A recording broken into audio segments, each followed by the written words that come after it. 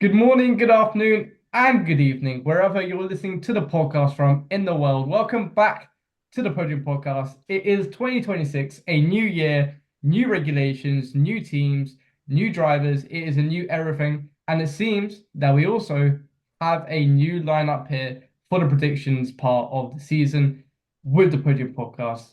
We've got two people, one aspiring motorsport engineer, the other one a man of many talents, and I would have to say his wheel knowledge is up there with one of the best in the world. We've got Meer and Aaron on the podcast. Guys, how are you feeling about it? Pretty good. Excited for sure. All Yeah, right. very excited to see what the new regulations bring. I think it's going to be a new era of Formula One, and I think we're going to see a new world champion, but we'll get into that later this episode. Oh, all right. Aaron already giving us a teaser of what he's predicted for 2026. But, gentlemen, what are you most, if there is one thing that you're most looking forward to in your years of Formula One, which are you most looking forward to in 2026, what would it be? Mir, let's start with you. Let's see what you've got. Uh, as someone who's very interested in aero, I think this year again we're going to see a huge shuffling back to I'd say around like the early 2000s. Um, in terms of going back to in-wash and then just getting rid of ground effect in general. Obviously the car's going to have a lot less downforce, but I'm excited to see. I mean, Ferrari have already been bringing changes to the rear of the car, which is seeming to get them a lot of time. So yeah, definitely optimistic about what this could bring. There's also been a lot of talk also about how all of these new aero, I suppose, parts of the aero which will change will affect just general racing. What would you have to say in terms of that?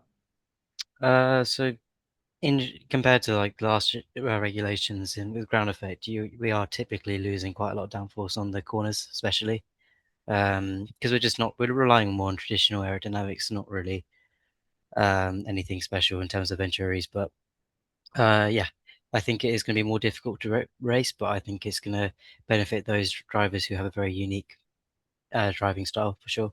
Well, I would hope at least we can see in Formula One more of a driver-orientated motorsport than really a car-orientated motorsport, which we've seen during this ground effect era. Aaron, over to you now. One thing, 2026, what is it for you? Yeah, it's hard to pick with so many new things coming this season. I probably have a less technical answer than Mir, but what I will say is the new manufacturers and the new teams coming in this season. I think that's going to be very interesting. Obviously, we've got Audi, we've got the return of Sergio Perez and Valtteri Bottas. Yes. We've got the Red Bull Ford partnership. We've got Honda as Aston Martin's engine supplier, which clearly hasn't been very fruitful so far. Yes. And we've also got the new driver, Arvid Lindblad. Yes, So it seems that even though we might only have one, I suppose, new driver compared to the five or six we had in 2025, it seems that I think we've got a lot more in terms of the sport, which is new. And one could argue also, as Mir was talking about with the aerodynamics, do you guys think that it will be a lot more difficult for the average fan to keep up with all the, I suppose, technical sides compared to what it was before? I'll defer this one to Mir. I think he can speak to that the Well, best. as the aspiring motorsport engineer, Mir, you must have something on this. I don't think it'd be as difficult to keep up. I think in general, Formula One, you need to have a fairly good amount of technical knowledge to even understand the cars. So I think for now it should be okay. They're not very using very advanced techniques just yet, but obviously as the season progresses, we're going to see a lot more developments and a lot more changes, I think. So yeah, definitely keep up with it. Okay, perfect. And I think that will nicely lead on to the predictions that we've made over the winter. We've thought long and hard. We've seen the extensive coverage of the not one, not two, but three preseason tests. I think that's the most I've ever seen in my years of watching F1. But let's start with biggest good surprise. Okay. And I don't know if I should start first. If anyone has something outrageous they want to say in terms of that. No, I think go ahead, mate. Go ahead. Okay, okay, perfect. So, wait, actually, too fair. How do I check? Because I want to make some of these into like shorts, but I don't see the time. Does anyone see the time of how long it's been? It's been about 15, 20 minutes because we started at 7:20. Did we? Okay, Yeah. perfect. Are we going to get rid of this in the edit? Yeah. Of course, of course, of course, of Oh, course. Can you Well, imagine? I'm making notes of like all the like big parts. All right, okay, ready? perfect. Three, 2, 1. Okay, so I might as well start. Biggest good surprise, and I think compared to the season he's had last year, this might come to a bit of a surprise, hence in the name. Pierre Gasly. I think generally Pierre Gasly has a lot of capability. He's won a Grand Prix. He's a multiple podium sitter. And it's always seemed that he's always been in the wrong car at the wrong time. You look at 2022, when he was in AlphaTauri, that was a horrendous car. 2023, he made the move to Alpine, and it was a midfield car, but it wasn't, I suppose, the car that you would see fighting for podiums constantly. Now to 2026, and we look back to Hungary, where Alpine did say, Flavio Briatore did say that they have stopped all work on their car and they are completely focusing on 2026. You now look at them with a Mercedes engine. You also look at their testing, which seems fairly impressive. I know it's only testing, but I do think that Alpine will be somewhat competitive at the front of the midfield, if not a podium challenger. And I would say that he would happily sit where, for example, the Williams was last year in that P7, P8 category, which I think would be a great surprise in terms of how poor the Alpine was last year. Anyone else want to? Very interesting you say that because I actually have the exact same answer as you. I had Pierre Really? Gasly, and it's also going to tie into my bold prediction, which we'll get into in a minute. But first, I think that the Alpine looks very strong. They've been best of the rest in testing. And I know testing's not the best indication of where the cars are going to be. For example, Leclerc's best lap was 9 tenths faster than second. That was set on a fresher. What compound was that set on? I think that was on the C4 compound, and that's not Yeah. going to be. I don't think they'll be using that in Bahrain. And I also think that that was Ferrari using their absolute potential. I think that Mercedes and Red Bull are sandbagging to a slight extent. But getting back to Pierre Gasly, yeah, I think confidence is his biggest thing. If you've watched Drive to Survive, you see that when he was at Red Bull, he was less confident, which translated into his performances. But he's got more confident with the Alpine. And as the Alpine starts to perform better and he starts out qualifying his teammate, I think we're going to see a string of good performances from Gasly. In fact, if I had to give you a prediction of where I think he's going to finish in the championship, I'm going to go optimistic with him. I'm going to say P8 or P7. And my bold prediction for Pierre Gasly is that he will be best of the rest and will get a podium. Oh, okay. So you are backing your prediction with certain achievements that he would make throughout the season. That is very bold, hence the bold prediction. I back the Alpine massively. I think the Mercedes engine is going to be the Mercedes supplying Alpine will be an amazing partnership. I don't think they're going to be as competitive as Mercedes and McLaren in terms of supplies. And I know Williams has been pretty poor, despite the fact they've got that Mercedes engine, but it looks quite promising. And we know what Gasly can do. He is, as you said, he is a race winner. He did it in the AlphaTauri, which was nowhere near competitive that season. Granted, a lot of things had to go right, but if you create the right conditions, look, Nico Hulkenberg got a podium last season. Why could it not be Pierre Gasly? So that's really my thought process with that. Yes, and also there's a lot of talk with the Mercedes engine and the compression ratios, I would say, um, which to be fair, I don't know much about. All I know is that it's like I mean, I'll probably make it up, but it's like 1 to 16 or 1 to 43. I don't know. I was not good at maths at GCSE. But regardless, it seems that they can probably work better than anyone else. And with a lot of customers, which I think Mercedes are on 4 now, I believe, on the paddock, nearly, well, actually, I'll say nearly, it's 11 teams, but nearly half the paddock are supplied by Mercedes. There is a reason for that. You look at 2014 again and how that was such an engine, I suppose orientated regulation, and they completely dominated that. So if history may not repeat itself, but sometimes it does rhyme. Meer, what is your biggest good surprise? I think Alex Albon personally. I think the Williams car could be very strong this year. I mean, we haven't really seen much in testing from them, but I do believe Mercedes' engine is hiding a lot of power. Obviously, this compression ratio, whether it's being mandated as legal or not, is still a bit of a grey area. But for now, I think there was always like there's rumors at the start of like February about Williams being overweight by 40 kilos, but I think that was in fact like false information because it turns out they were only 2 kilos above the minimum weight limit. So I think they're like the third lightest car right now, which is a huge surprise. But yeah, very very optimistic, and I think Albon's looking at bouncing back after a bit of a difficult season for him last year. I think definitely competing against Sainz is going to be a big performance indicator this year. I think for sure. I mean, for me, Alex Albon started the season tremendously well compared to his teammate who was putting it to barriers in Australia, etc. But it seems that, especially in that midfield, how competitive it was last year, with pretty much kind of the what's the right word? The league of it of the midfield always changing. So you had to be on it when your car is on it. But at the end, he tailed off while Sainz kind of propelled quite well. And Mhm. it's a shame for Albon, I think, considering how he was the person that arguably brought Williams back to this position when Sainz got the two podiums and a sprint podium last year. But I would agree that, yes, Williams has been in the news quite a lot about them missing testing, them being overweight.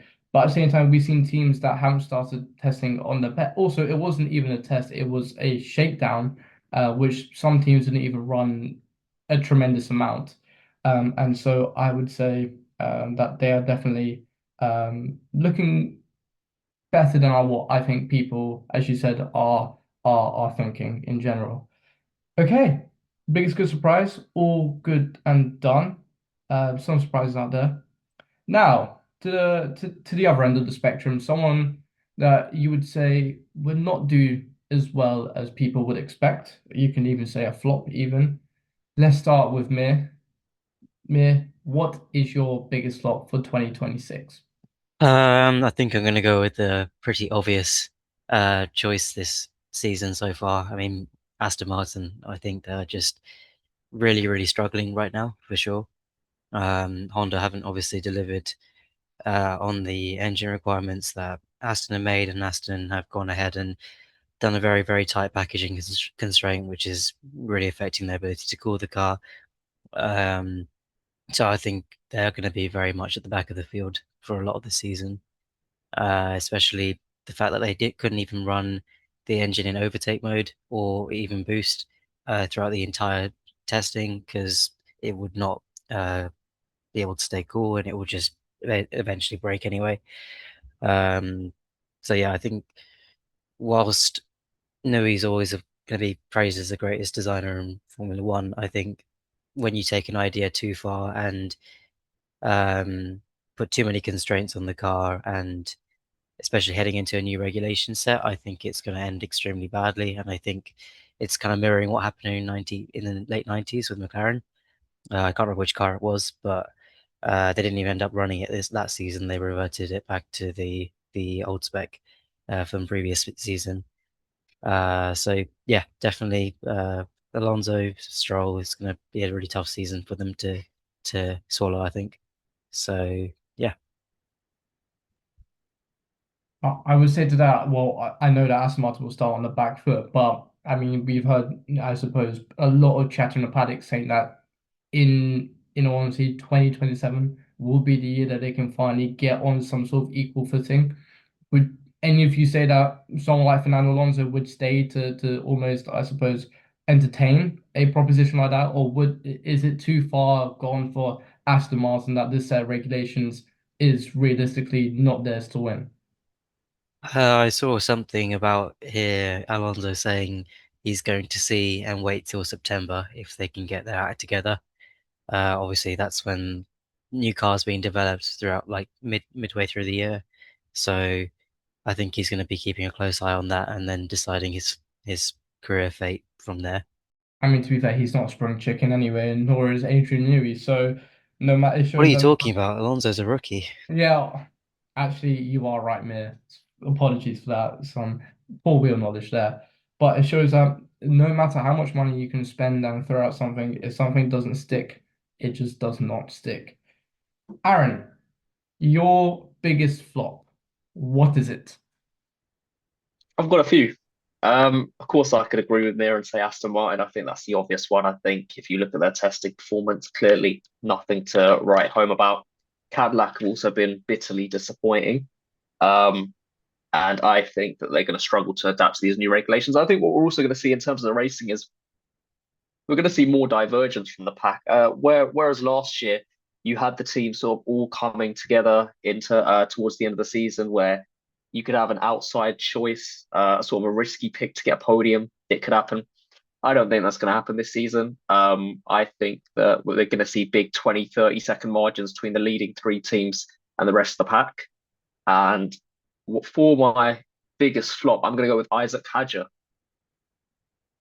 Slightly out of the box, I know. We need an explanation for that, because everyone has been saying that Hadjar is finally a new regulation for Red Bull, new engine. This is a chance for a teammate of Max Verstappen to get on the same, I suppose, the same footing as Verstappen.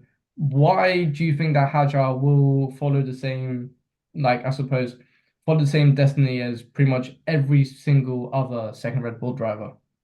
Well, I wouldn't. I don't think I'd be confident enough to say right now that we'll go to the extent of Hadjar getting relegated. Yeah, I don't know how he really is going to do against Max Verstappen. Um, let's look at how he forms under pressure.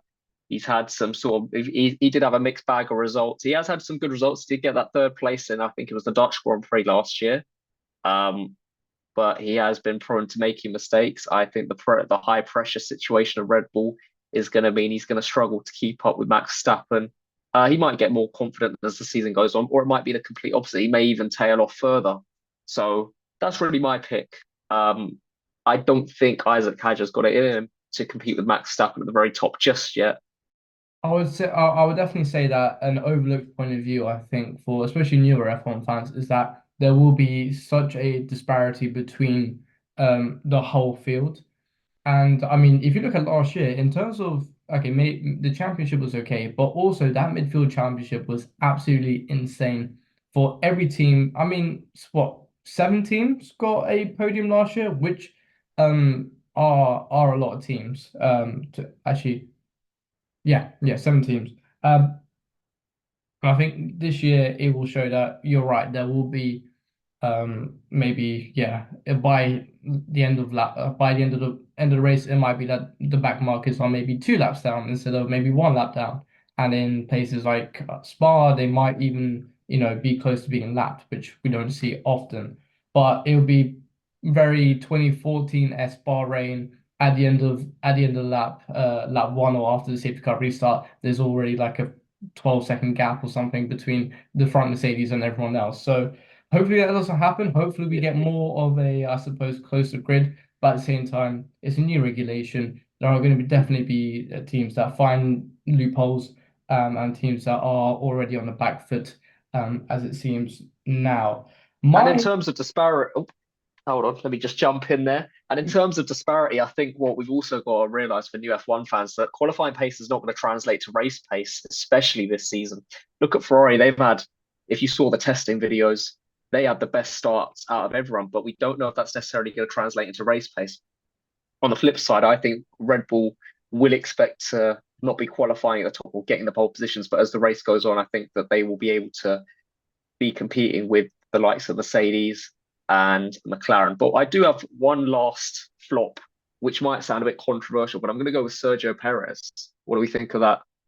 I mean, there's a lot of talk about who is the better second driver, because it is effectively a second driver team, a team made up of second drivers. But I do think someone has to fill that first driver role, especially for such a, I suppose, in a very, I suppose, immature team in terms of little to no experience. And I would say, well, if you think Checo would be the flop, I think Bottas would definitely be the flop. I Wow. think Checo has a lot more to give than Bottas does. And I think that, I mean, you can see even with Sonoda that that car, that Red Bull was very difficult to drive.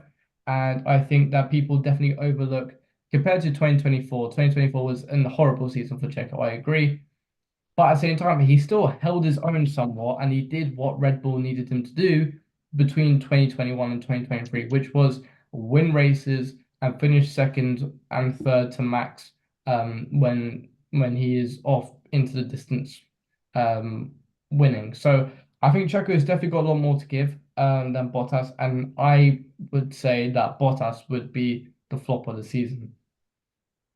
Well, I think it's interesting you bring that up because then it does beg the question, was Perez really the ideal second driver? I mean, obviously there were times where fans are going to point to like Abu Dhabi, which was almost Checo's breakout moment for Red Bull, where he was able to hold off Lewis Hamilton. But I strangely remember him not being super consistent in that Red Bull car. I remember him, there were almost questions towards 2023 and 2024 season. Is Leclerc going to beat him? Is Lewis going to be able to beat him in the championship despite having a much faster car? I don't think he got the full performance out of that car. And I've got a question for both of you. Do you think the 1 year layoff is going to affect both drivers, one of the drivers, who and why? The one was right. Who is the 1 year layoff going to affect the most, if at all?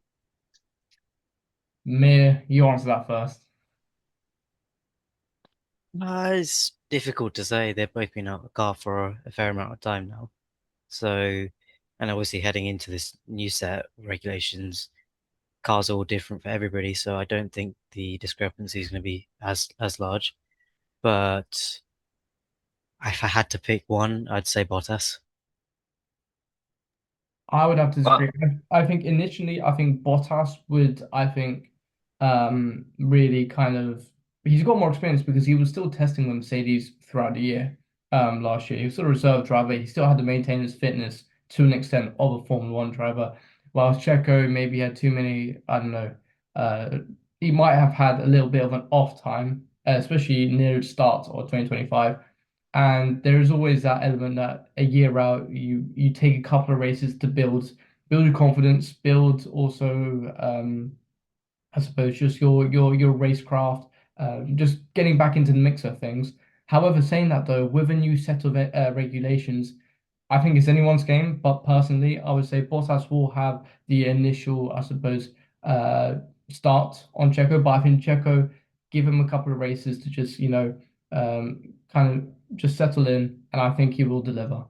I definitely, I am inclined to agree a bit more with Veer. Do you think age is going to be a factor? I mean, they are both 36, they're not getting any younger, and it could be a little bit of a struggle to adapt to the new regulations. They're both unks, low key, but that doesn't mean that they are bad drivers. At the end of the day. Okay, well, I think it's time for my big swap. And I'm gonna go for Kimi Antonelli. I and Wow. I, Okay. Going Ouch. controversial with that one. Is it just because he crashed his car when he first got it? no. Just because he crashed his car on the streets of Bologna does not mean that he is already a flop. I mean, I can't. Unfortunately, I can't use that to as a piece of evidence to support my argument come the end of the season. But at the same time, I do see Kimi Antonelli not performing to the expectation of what Mercedes will be, I suppose, expecting of them. Realistically, I do believe Mercedes will be in the fight for the championship for both drivers and constructors. At the same time, I think that the likes of Ferrari, Red Bull, and McLaren will also have their fair chance of race wins. You've also got the likes of Max Verstappen, come rain or shine, he can still be a threat to any championship, to any race whatsoever. You've got Charles Leclerc, you've got Lewis Hamilton, you've got also the McLaren boys, Lando and Oscar, who I would arguably say are the strongest pairing in that top four fight. People said that there's going to be disparity about a couple of tenths. I think that someone like Max or someone like Lando or someone like Oscar on a good day could possibly catch up and I suppose eliminate any, I suppose, disparity between Mercedes, etc., if they are the fastest. And with that comes people that aren't going to finish on the podium. And I think in terms of just driver skill and expertise, Kimi has to be at the bottom of those top four. I would even put Isaac Hadjar to have a somewhat better season than Kimi Antonelli. I think that he won't win a race. That I'm going to call it. He will not win a race this year. He will get podiums here and there, definitely. He will have some really strong performances, but if you compare it to someone like George Russell, I think George Russell and Mercedes will favor him if it comes to a championship fight. George Russell will absolutely dominate Kimi Antonelli, and I'm backing it to the highest degree. I think Kimi will have a great season. He will definitely be a lot more, I suppose, clinical. He was still a little bit crash happy in his first season as a rookie, as is expected. But I think that it will still take him a season or two more to get that nth degree where you can become a solid race winner. You can start fighting for championships, which we see with every driver. So that is my piece said. Thoughts? Do you see some potentially inconsistent performances with Antonelli? Maybe a couple of crashes here and there. I know it was his first season, and you can excuse it to an extent. But do you think he'll mature over this winter holiday? You can, I think only racing can really mature you as a driver like that. And when you also come into a season where you have the knowledge that you will be realistically racing at the front, that also comes with another responsibility. You are not racing now for fourth or fifth on a good weekend. You're now racing for race wins.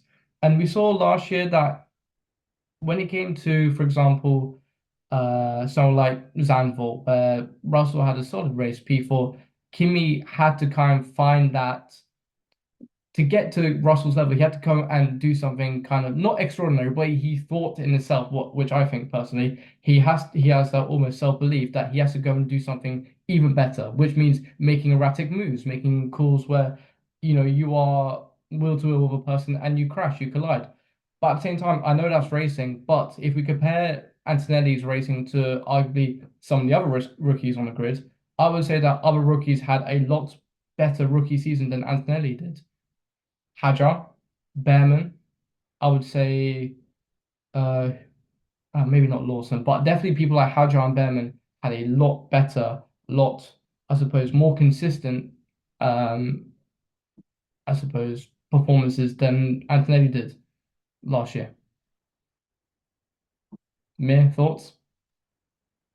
I wouldn't put Antonelli completely out. I think Mercedes is going to have a very, very strong advantage this season, at least for the first half. And I think Antonelli's shown he can be quite adaptive in certain scenarios. I just think the real challenge will come from his teammate. So, yeah. Is also that mental game as well. When you know that your teammate is, for example, fighting for a championship and you're not, it does, and I think it shows with someone like Piastri. Piastri, fantastic driver, but as soon as it came to the critical point in the season, Lando, and we say Lando can bottle it sometimes. Lando, those performances in Mexico and Brazil, whilst Piastri realistically was struggling horrendously, shows that there still needs to be that breaking in phase which every driver like that 4 to 5 seasons before they can fight for a championship, they need that to understand the process of winning a championship, I suppose. Mir, you need to say your one bold, crazy, one out there prediction for 2026. What is it? Uh, Oliver Behrman podium. Okay, This is a surprise face. Um, yeah, I think Haas are in a pretty good position this season. I think their testing plan went pretty well. I think the team's build growing altogether. I think they've got a pretty okay car to fight the midfield this season. I think Behrman's really growing into the role of being a driver as well and pushing the team forward. I mean, he's not a rookie no more, so I think he had some pretty good performances last season, albeit some setbacks. But then again, I think all the rookies have had a bit of a up and down season last year. But I think Behrman's in a very, very good position. And if not Behrman, I think as much as I hate Esteban Ocon, I think Haas in general might get a podium this season. I have a follow-up question to that in reality. I just have a follow-up question. You did say that Albon was also your biggest good surprise. So, Mhm. if we don't know for sure, but if we are taking into account the top four of McLaren, Red Bull, Ferrari, Mercedes will be the same, who would you say would lead the midfield, Haas or Williams? I think Williams. I think Williams in general, they had a stronger end to the season last year. I think they've got a very good driver lineup. I think Ocon's a little bit little bit all over the place sometimes, not very consistent. I think also Behrman is still, still learning and everything. So, but I do think they are on course to get a good result, at least a P6 or P7 overall in constructors. All right, perfect, perfect. That was quite left field. If you had to just randomly say a race where he would get a podium, where would it be? Um, I don't think it'll be till later on in the season, so I'm gonna have to say somewhere like Mexico, maybe. I Not think just because he Mexico, got P4 Mexico, Mexico there last enjoyed year. last year. Behrman did enjoy Mexico last year, so Yeah, yeah, maybe um, yeah, some definitely maybe has some crazy fajita, which gave him some sort of next level power. powers. Yeah, exactly. You definitely say gracias for that. Okay, so for my biggest crazy prediction, I am going to say happily that the top four in the Drivers' Championship will only be separated by 25 points. And there's reason to that, and I just generally think that we will get. I mean, I don't want to spoil my top three, but I think that there'll be one Mercedes driver, one Red Bull driver, and one Ferrari driver, which will be in the top three. And I don't know, maybe if there's another Ferrari driver or a McLaren driver, which will remain in top four. But all this talk about Mercedes running away with the championship is all good. I think that they will have the strongest car out there. However, I think that the skill level of Leclerc and especially Max Verstappen give them a car which is within a tenth or so of the Mercedes, and I think that just down to driver. We see how driver dependent these cars are now to drive. I do believe that they will make up that gap, and I think that they will go and challenge the likes of Mercedes for a world championship if Mercedes are, because it could be Ferrari that are the quickest out of the blocks. So I think that especially for someone like Charles Leclerc, who's had uh, a fair amount of bad luck over his years. He had 2022, where he definitely started the year off tremendously well, however, fizzled out. And I always say this is that every championship winning driver needs to flop in their first championship fight. I would say maybe not, I mean, we can't really talk about Verstappen, but I would say Verstappen had around like 7 years until his championship fight. But if you look at someone like Lando Norris, 2024, somewhat of a championship fight, you could say, flop. You look at Lewis Hamilton, 2007 was a flop. You look at someone like Sorry? 2007, Try it. I knew he was gonna say something. but he didn't win a world I championship. could, I couldn't let that one just go under the radar.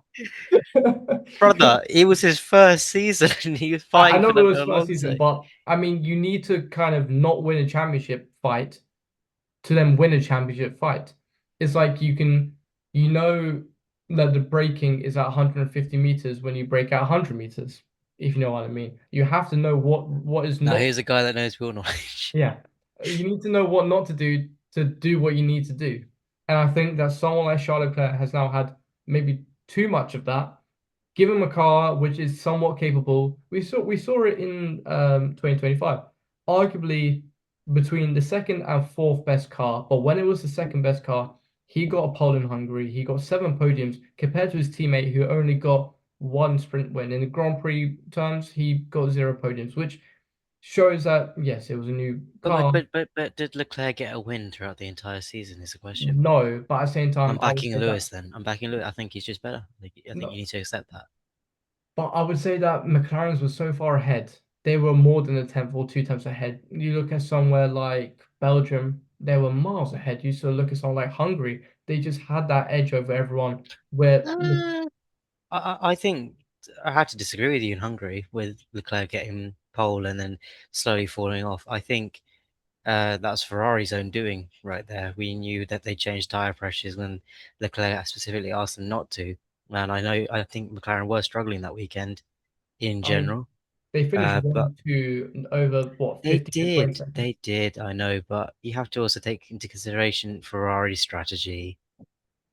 I mean, to be fair, you can say that, but I would say give Leclerc the car he needs and he will deliver. 2022 was a learning curve for him, as it should have been because it was his first proper title campaign. We saw in 2024 when that car he was on. And you look at even in Monaco this year, a P2 was very solid. And he was, well, I mean, it's Monaco, but still, he managed to keep it out of the walls. You look at somewhere like Hungary, put it on pole. Belgium, perfect example of him fending off Max Verstappen. You look at Mexico when he qualified second, finished second. And so give him the car, and I think he can deliver. He can be arguably the best driver on the grid when it is his time to shine. So I would say that the top four in the championship will definitely be less than 25 points. Perfect. That was a long rant, but now to the part that everyone has been waiting for, the top three in the Drivers' Championship. Third position, I might as well kick it off because I've said a fair amount on it already. Okay, so my third position is George Russell. And people saying that he's arguably the favorite to go into the championship. He has the best car. He looks the most in form. We had a great 2025 season. It's only logical for him to go and make that step up to fight for a championship. But to that, I say what I said before is that you need to be in the best car and fail to then go and win a championship. I do say that he will win races. He will do well. He will do better than he's ever done before.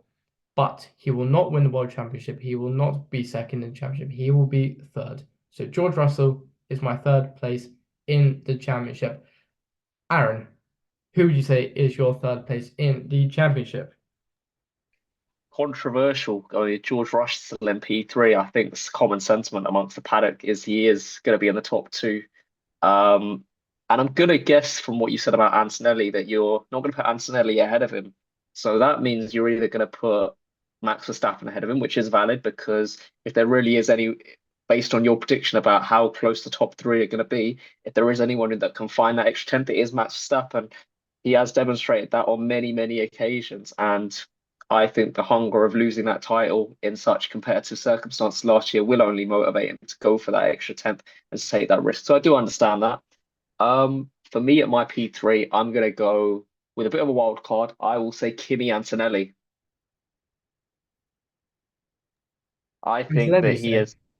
I've gone with Kimi Antonelli, and I'll explain why. Because although his results were slightly inconsistent at the beginning of the season, he did crash out a little bit. He did have a string of good performances at the end. I think he got a second, a third, I think a fifth in one of the last races as well, which has demonstrated he is getting used to it, getting used to the pressure of F1. I think that Mercedes is going to be very strong. I think if Mercedes can just continue to bring their upgrades throughout the season, which they've demonstrated in the past, they are able to. I'm more confident in Antonelli performing consistently across the season than I am with the Ferraris because if there is a team that I don't trust to upgrade well and to adapt as the season goes on, it is Ferrari, and we have to go off past data. They've not been very good at that, and I know their strategy has become a meme, but I think behind every joke there is some truth to it, and I think that the strategy I don't see it improving. I think that out of the two Ferrari drivers, I think Leclerc will do slightly better, but I think that will only be good enough for fourth and fifth in the championship, respectively. So that's why I've got Kimi and Antonelli in my three. Okay, fair enough. A 19-year-old in the top three in the world championship, something you don't see often. Mir, what would you say? Actually, wait. Let me cut that out. I don't want to dox any of you. Okay, let me. No, ain't no way, ain't no way. Yeah. Gonna find me. Want They're someone gonna turning up at Oxford, like so. they're gonna find me. Yeah, 82 V Valencia Road, yeah. All right. heading to. Okay. 11-minute cut out, Mir. Oh, thank you. Okay, Mir. Hello, Sorry, I don't know why I kind of like just did that weird way. Mir, hello. who is your third position in the world championship? Piastri. I think if anything, like testing with McLaren is the most unreliable source we've had, and even then, they were very fast. I think so. They were using an old spec of Mercedes' engine, so without the compression trick. I think they've got a lot to gain. Uh, their their whole setup of their car, I think, is very, very good. Um, I think they are a little bit overweight still, but I think Piastri is going to be looking to bounce back from last year. And I think Norris was gonna. I think Norris is going to step back a little bit, in my opinion, and that's not because I dislike him, but I think Piastri will have a stronger year, and I think he's going to finish P3 at least. So you think that he would it be more that Piastri can outperform the car now? Not outperform the car, but do you think it'd be more driver based on him understanding where he went wrong last year and building upon it, or do you think that the McLaren is just genuinely going to be a title contender?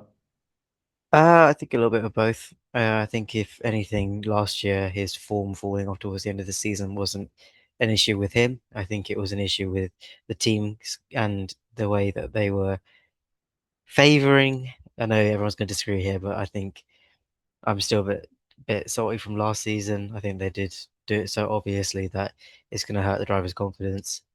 So I think Piastri, this long winter break and getting back into the car, getting to a new set of regulation when everyone's pretty much on equal grounds in terms of drivers at least. I think we've seen it before. Piastri is a very, very talented driver, if not one of the best on the grid right now. Bro, okay, sorry. No, sorry. One of the best in the grid right now. Okay, Yeah.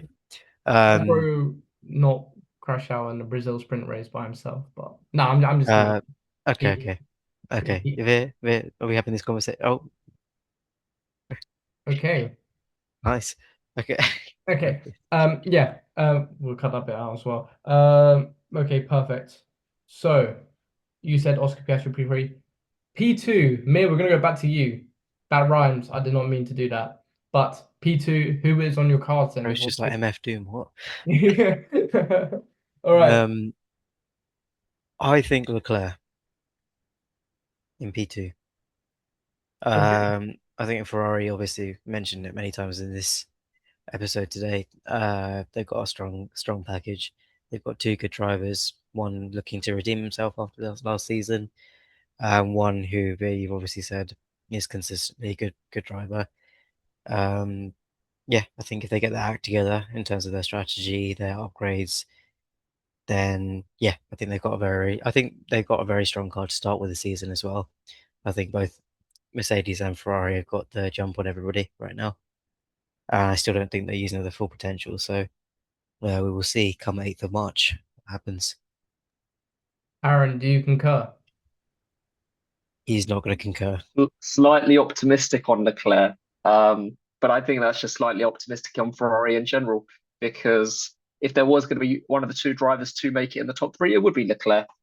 But I just don't see them being able to compete over the long course of the season. I do think they're going to be very promising at the beginning.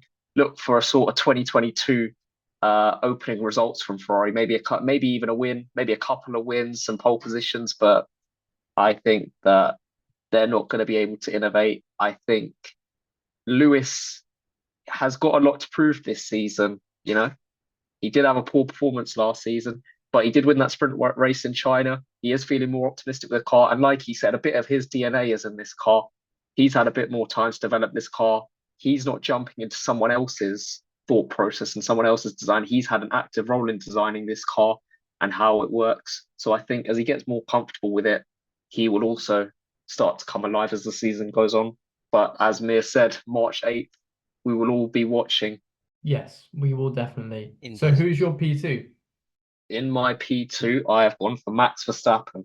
I think that he's got something to prove as well this season. You know, he's bitterly disappointed after narrowly losing the title last season by just 2 points.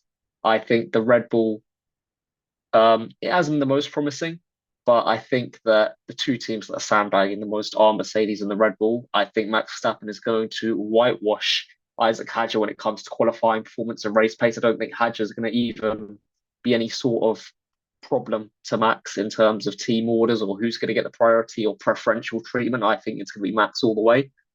I think that the Red Bull will start to be more competitive in the latter half of the season as Ferrari starts to taper off with their early string of good results. And then I think it's going to be a two-horse race between George Russell and Max Verstappen for the title. And I think that's going to make for some very interesting racing. And I think it will be one of the most exciting rivalries we have ever seen in F1. I think much more so than Lando Norris and Max Verstappen. So, to summarize, I have gone with Max Verstappen in my second place.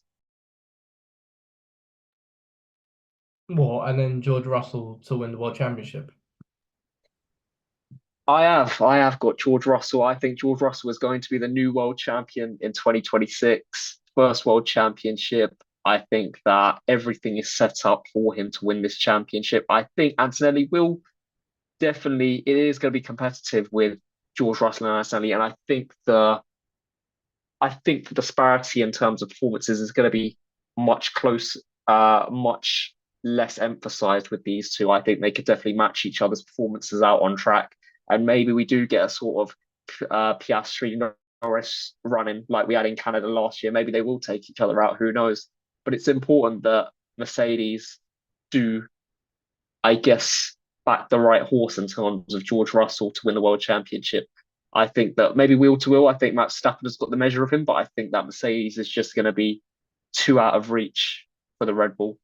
Well, in all honesty, I do concur with you because I've also put Max Verstappen to be in second place in the World Championship. I think that the only thing that's stopping me from putting him first is something that he can't control, which is reliability. Ford coming into a new set of regulations, a completely new engine. I think Ford are the biggest threat to Max, and I think that if we have I suppose a rerun of 2018, wasn't it, with the Red Bull Honda relationship, or even like that. Also Honda, was it Renault? Sorry, I think it was Renault. Was it Renault? No, yeah, it was Renault because they switched to Honda in 2019. My bad. It was Renault and Red Bull, which were not the best, and I can only envisage that it will be on the same sort of pairing like that as well. So reliability is something that you just sometimes have to hope and pray, especially in a new set of regulations. But I have not put George Russell in P1 as you have. I put him in P3, which means, and I've been going on about him for the whole podcast, but I generally do think that the 2026 world champion will be Charles Leclerc. I think that this will be a year where he will have the car and he's got the knowledge, the expertise, he's got everything that he needs, all the ingredients to make a banging cake, and that cake is the world championship with sprinkles on top. Leclerc is a fantastic driver, second best, I would say, on the grid right now behind Max. But the only difference is the car. And I think in this regulation, Ferrari are going to just, do better than I think a lot of people do. They will challenge Mercedes. I'm pretty certain of that. And I think Leclerc will have that edge over Russell. And I would say that Russell is a great driver, but Leclerc's an even better driver. So that is my piece done and said Charles Leclerc to be world champion. Meer, you are the final person to tell who is the 2026 world champion. Please do. Okay, bit of a rogue choice over here, but I do believe Carlos Sainz is going to be the world champion this year. I'm joking. I was about to say this whole podcast. I was just make Aaron happy there. I was just make Aaron happy there. Yeah. Aaron is fuming behind that screen right now. I was fully expecting Albon dominance, Albon and Sainz just run away with it, and hey, I've got two mates working at Williams currently. I've got two mates working at Williams currently, so I've got insider knowledge. Okay. Yeah. Okay. Oh, okay. So, okay. Please so not only do you have hands-on experience at Aston Martin, so you do know a little bit of their operations, you also have got two friends working on the car. I think this is a bit of insider information. Would you like to share with us? Basically, their car is running a V10 engine, but it sounds like a V6 engine, and it looks like a V6 engine, and so they're basically just putting out 1,000 horsepower plus, and they've got active aero all around the car, but it doesn't look like that because they're using projectors and nanobots through the government to basically confuse your mind into thinking that their car is normal. but Makes sense. They also put mufflers on that V10 engine, didn't they? that's Just so what they I could heard. make it That's what I heard. sound like that Exactly, V6. exactly. Well, I'm being serious now. I think Russell, I think everyone's going to just say it. I think between me and Aaron, we both believe he's in a good position. He's not exactly a bad driver. He's not my favorite, but I think he's got the most experience in terms of Mercedes' lineup right now. And as we're saying, Mercedes have got a pretty good package all over. So yeah, Russell looks in good form. He looks pretty confident, sounds pretty confident, and Mercedes have been sandbagging as well. So yeah, and we know their upgrade methodology is good. It normally does work out the way they want it to. So yeah, no, but there's definitely been talks recently about the FIA reducing the electrical power because of the issues on the start sequence, about having to spool up the turbos and everything. Ferrari seem to have really got a jump on that, and so have McLaren, to be fair. So let's see what happens next week or so. I think we're going to get an answer as to whether there'll be changes to the engines. Yes, there But is. yeah, George Russell. So like here's a lap with George Russell. So you're coming flat round here into turn one, and But you better cut all this out. yeah, I'm don't worry. just stimming at this I've point. already noted it down. Okay, perfect. So, well, I mean, we don't have to wait a long time because it's only next week, which means I have to get this video out quite quick. I think I'll wrap up a great preview for 2026. Any final thoughts from any of you two that you'd like to share? Aerodynamics. Short and sweet. Thank you. Very, very, very much appreciated. Aaron? no, thank you for having me on. And I think this is going to be a very exciting season where we're going to see a lot of new rivalries come into the frame. I think we're going to see a lot of standout performances and maybe I think we're some. going to see Lewis Hamilton retire at the end of the season as well. Hopefully that does not happen. Maybe, hopefully not. But if it is in the cards, then I think it will be a sad ending to the greatest F1 driver Rose of on all some time. Sunny Hayes shit, man, Yeah. with the car. Bro, just gonna make an appearance in F1 the movie 2 instead. Wait, if they make a second movie, I'm actually crashing out. The first one was so unrealistic. No, I mean, the stuff with the CFD was actually laughable. but he was flying, which means that it was a great He's movie. flying. He is flying. Anyway, I would say my final thought is definitely set your alarms for Australia because I'm sure it's going to be a great banger. Australia always delivers, and I would say thank you both for taking the time out to record the preview. So I hope Yeah. everyone that's This has been watching a dream of mine. This has been a dream of mine for a very long time. Yeah, it's way overdue. It's been a long time in the making, so I'm glad we were able to just finally have this discussion. I think we've shared some good insights, and hopefully, it's not our last time on the podcast. Let's just say that. Could you imagine me get cancelled from Veer's podcast, bro? Like, honestly, hopefully not. Anyway, on that bombshell, I think is the perfect time to end it off. Thank you so much for watching. Make sure to like and subscribe, and we'll see you in another video. Goodbye.